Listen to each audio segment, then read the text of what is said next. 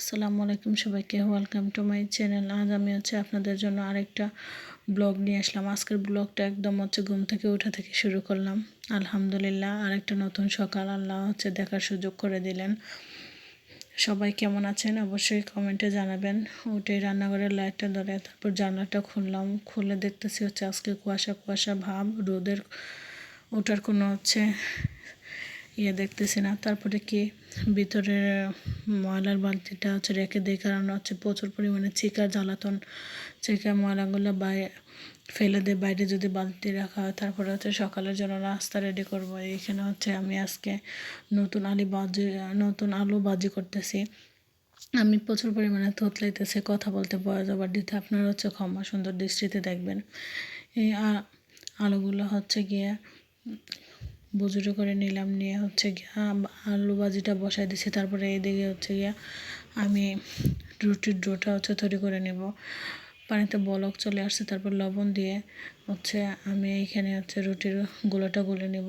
আগে যখন বাপের বাড়িতে থাকতাম কোনো কাজে পারতাম না, একদম কখনো এরকম করে নাস্তাটা বানিয়ে দেয়নি। যদি কখনো এরকম দিতাম তাহলে হয়তো আমার মা বাবা কতটা খুশি হইতো। পড়াশোনা করতে করতে সকাল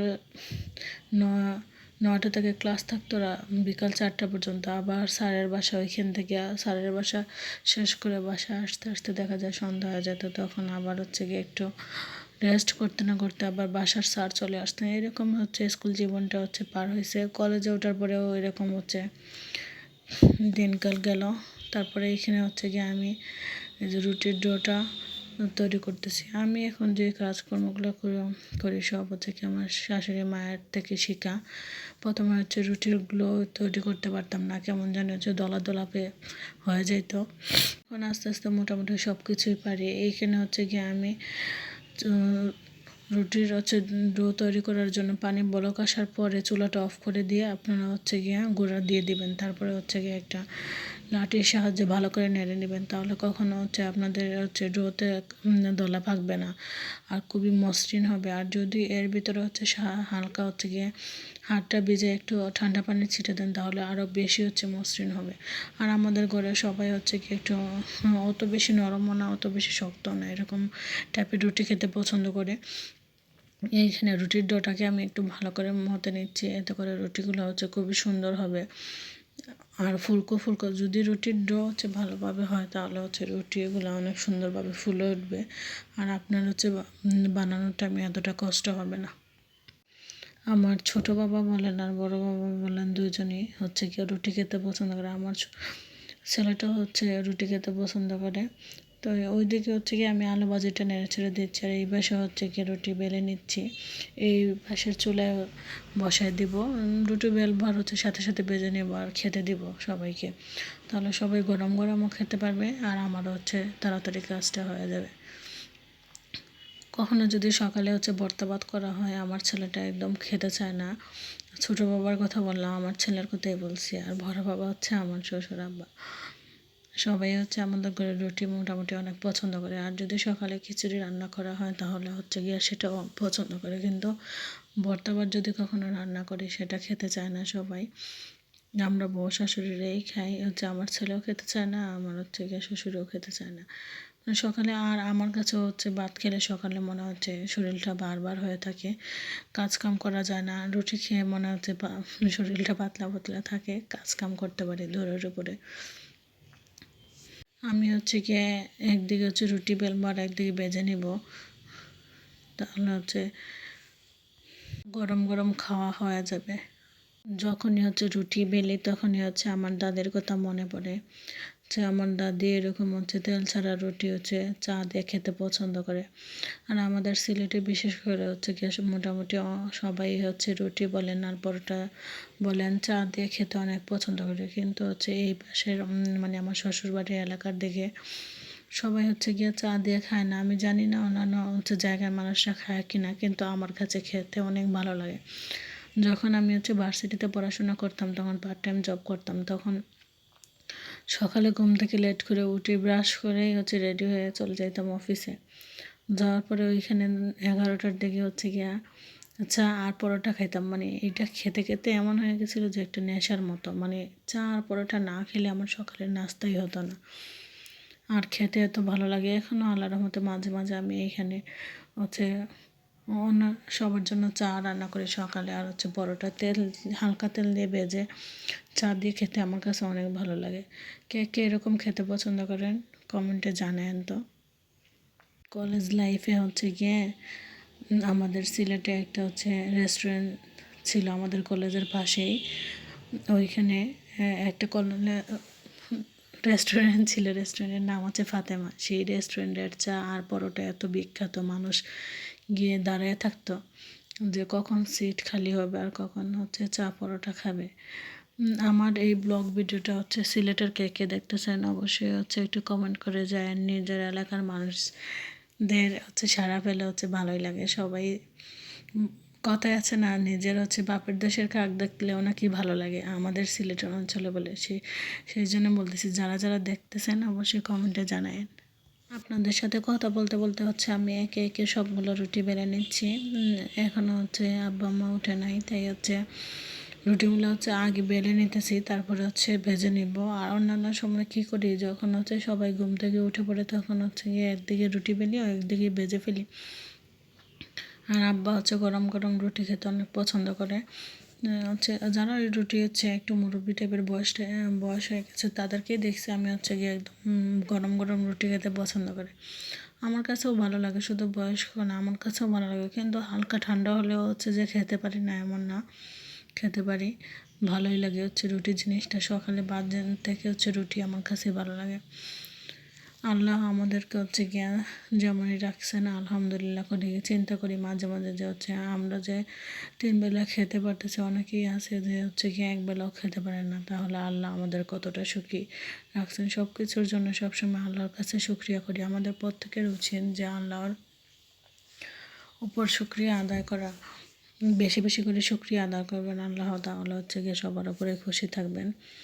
আমার রুটি বেলা প্রায় হচ্ছে গিয়ে শেষ হয়ে গেছে, তারপরে হচ্ছে গিয়ে ভেজে নিচ্ছি। আব্বা উঠে তারপরে বাবুকে নিয়ে গেছিলো হচ্ছে একটু হাটে আনতে হবে। বাবু যখন ঘুম থেকে ওঠে তখন ওঠার পরে হচ্ছে কান্নাকাটি করে সে বেরো করতে যাবে। সকালে হচ্ছে তারা এক চক্কর না দিলেই হয় না, তাই হচ্ছে গিয়ে তারা নিয়ে হাঁটতে গেছে। এখন হচ্ছে আমি পাশেই হচ্ছে আমাদের 2 পাশে রাস্তা, বাসার পাশেই, তাই বাবুর হচ্ছে গলার সাউন্ড পাচ্ছি যে মনে চলে আসছে, এই জন্য তাড়াহুড়া করে আবার হচ্ছে একদিকে রুটি সেকা শুরু করে দিলাম। অনেকে হচ্ছে গিয়া অনেকের কথা কি বলবো, আমি প্রথম হচ্ছে রুটি হচ্ছে সেঁকতে পারতাম না, কখনো রুটি ফুলে উঠতো না। তারপরে হচ্ছে গিয়ে আমার শাশুড়ি মায়ের কিছু কিছু টিপস ফলো করে হচ্ছে আমি এখন ওনার মতো মানে মোটামুটি হচ্ছে কাজ করা শিখে গেছি। প্রথমে রুটি হচ্ছে দিয়ে হালকা হালকা হচ্ছে গিয়া যখন হয় তখন উল্টায় ফেলি, উল্টায় এক পাশ ভালোভাবে ভেজে নেয়, তারপরে আবার উল্টায় ফেলি, উল্টানোর পরে আবার রুটিটাকে ভালোভাবে সেঁকে নেই, তাহলে হচ্ছে রুটি একদম ভালো করে ফুলে ওঠে। একে একে হচ্ছে আমি এখন সবগুলো রুটি ভেজে নিব। আর গরম গরম হচ্ছে রুটির সাথে আলু ভাজি খেতে আমার কাছে ভীষণ ভালো লাগে। আর আলু ভাজির সাথে বিশেষ করে হচ্ছে ডাল এইগুলো, তারপরে রুটির সাথে আলু ভাজি, এগুলা হচ্ছে গিয়ে মোটামুটি মনে হয় যে অনেকেই পছন্দ করে, আমার কাছেও ভালো লাগে। সকালের নাস্তার কাজ হচ্ছে হয়ে গেলে, মানে নাস্তা বানানো রেডি হয়ে গেলে তারপরে হচ্ছে গিয়ে নাস্তা কমপ্লিট করে না সবগুলো গোছায় টোছায় চুলা টুলা পরিষ্কার করে হচ্ছে করতে করতে দেখা যায় হচ্ছে দুপুরের সময় হয়ে যায়। বাবুকে খাওয়াইতে লাগলে তো অনেক সময় লাগে, তাহলে দেখা যায় নাস্তার পর্ব শেষ করতে করতে 10টা 10:30 হয়ে যায়। এরপরে হচ্ছে গিয়ে ঘর টর গোছায় তারপরে হচ্ছে ঘুটা বাসায় লাগতে যায়, মানে সকালটা হচ্ছে গিয়ে মনে হয় দৌড়ের উপরে চলে যায়, সময় কোন দিকে যায় বোঝাই যায় না। তারপরে 11টার দিকে হচ্ছে গিয়ে আস্তে আস্তে রান্না সব কিছু গুছায় নিয়ে বাইরে চলে যায়। এইখানে হচ্ছে গিয়ে যে দেখেন আমরা মাটির চুলায় রান্না করি, শীতের দিন দেখে হচ্ছে গিয়ে আমি বলছিলাম আম্মাকে যে বাইরে একটা চুলা করে দেন, রান্না করতে অনেক ভালো লাগে। দেখি যে হচ্ছে মানুষ বাইরে রান্না করে, যে আমার খালা শাশুড়ির বাড়িতে খালা শাশুড়ি করে ননদ হচ্ছে, তারপর মামি শাশুড়ি সবাই বাইরে রান্না করে। আর আমাদের গাছের পাতা প্রচুর পরিমাণ হচ্ছে পড়ে, আর এক্সট্রা হচ্ছে টুকটাক হচ্ছে কার্টুন, তারপর হচ্ছে ব্যাগ, এইগুলো হচ্ছে অনেক জমে যায়। বাইরে রান্না করলে দেখা যায় সবগুলা পোড়াও হয়ে যায় আর রান্নাও হয়ে যায়। এখানে হচ্ছে গিয়ে আমি আজকে ফরাসের বিচি দিয়ে হচ্ছে গিয়ে এই সিলভার কাপ মাছগুলো রান্না করব। আমার বোন পাঠাইছিল। আমাদের সিলেটে এইগুলো পাওয়া যায়, অন্যান্য জায়গায় পাওয়া যায় না, এদিকের মানুষ তো হচ্ছে চিনিই না এগুলো। তারপরে মাছগুলো হচ্ছে হালকা মরিচ আর হলুদ দিয়ে আমি হচ্ছে হালকাভাবে ভেজে নিচ্ছি, এত কড়াভাবে ভাজবো না। মাটির চুলায় রান্না করতে হচ্ছে তেমন কষ্ট না, কোটা বাছা করার হচ্ছে যখন আপনি রান্না টাইমে হচ্ছে যখন চুলায় আগুন ধরাবেন তখন একটু হচ্ছে কষ্ট যায়, এছাড়া হচ্ছে যখন চুলায় আগুন ধরে যাবে তখন এতটা কষ্ট নেই। আগুন একবার ধরে গেলে তখন হচ্ছে আপনার রান্নাটা তাড়াতাড়ি হয়ে যায়। আর মাটির চুলার রান্নার স্বাদই অন্যরকম। বাইরে রান্না করতে গেলে হচ্ছে আমার হচ্ছে দুইটা সুবিধা হয়, যে হচ্ছে একদিকে বসে বসে রান্না করি, অন্যদিকে হচ্ছে গিয়ে বাবুকেও দেখতে পারি, বাবুকে সাথে করে নিয়ে যাই, ও এক পাশে বসে বসে খেলাধুলা করে আর আমি এক পাশে বসে বসে রান্নাবাড়ি করে ফেলি। বাচ্চাদের হচ্ছে মাঝে মধ্যে প্রত্যেকের উচিত যে হচ্ছে মাটিতে হচ্ছে খেলাধুলা করতে দেওয়া। আমার মতে বা মাটির হচ্ছে আলাদা একটা পুষ্টিগুণই থাকে, যেটা হচ্ছে গিয়া বাচ্চাদের শরীরের জন্য খুবই ভালো। আমরা ছোটোবেলা বালু দিয়ে খেলছি, তাই হচ্ছে বাবু যখন হচ্ছে বালু দিয়ে খেলা করে তখন আমি হচ্ছে তো ওকে কখনো বারণ করি না, তবে হচ্ছে গোসলের আগে হচ্ছে ওকে মাটিতে দিই। আর এইদিকে দেখেন হচ্ছে কতটা বাতাস দিতেছে, এইখানে চুলাটা বসানো হয়েছে, এখানে হচ্ছে অনেক রোদও পোহানো যায়। আর এইদিকে আপনাদেরকে দেখাতেছিলাম যে কতটা বাতাস দিতেছে, জানি না হচ্ছে গরমের দিনে এখানে বসে বসে রান্না করা যাবে কিনা, কারণ বাতাস থাকলে হচ্ছে গিয়া গাছ থেকে ময়লা পড়তে পারে, আর হচ্ছে গিয়া রোদ থাকলে তো বসাই যাবে না বাইরে। এখন তো শীতের দিন, তাই রোদ বয়ে বয়ে রান্না করা যায়। এরপরে হচ্ছে আমি আপনাদের সাথে কথা বলতে বলতে মশলাটা ভালোভাবে কষায় বিচিগুলো কষায় নিছি, এরপরে দিয়ে দিলাম টমেটো। এই পর্যায়ে হচ্ছে আমি একটু চেক করে নিয়েছিলাম যে বিচিগুলো সিদ্ধ হয়েছে কি না, তারপরে হচ্ছে টমেটো দিয়ে দিয়েছিলাম। টমেটো দিয়ে আরও কতক্ষণ হচ্ছে ঢেকে রাখবো যাতে বিচিগুলো একটু ভালোভাবে সিদ্ধ হয়, তারপরে দিয়ে দেব ঝোল। আর হচ্ছে এখানে গরম পানি দিলে ভালো হয়, আমার কাছে হাতে সময় ছিল না, তাই আমি হচ্ছে ঠান্ডা পানি দিয়ে দিছি। আর ওইদিকে হচ্ছে বাবুকে দেখতেছিলাম কি করে। এইখানে হচ্ছে হালকা কিছুটা হচ্ছে বলক চলে আসছে, তারপরে হচ্ছে দিয়ে দিলাম মাছ। আমি একে একে মাছ দিয়ে হচ্ছে আমি আরও 2 থেকে 3টা বলক তুলে নিব, নেওয়ার পরে হচ্ছে দিয়ে দেব ধনিয়া পাতা।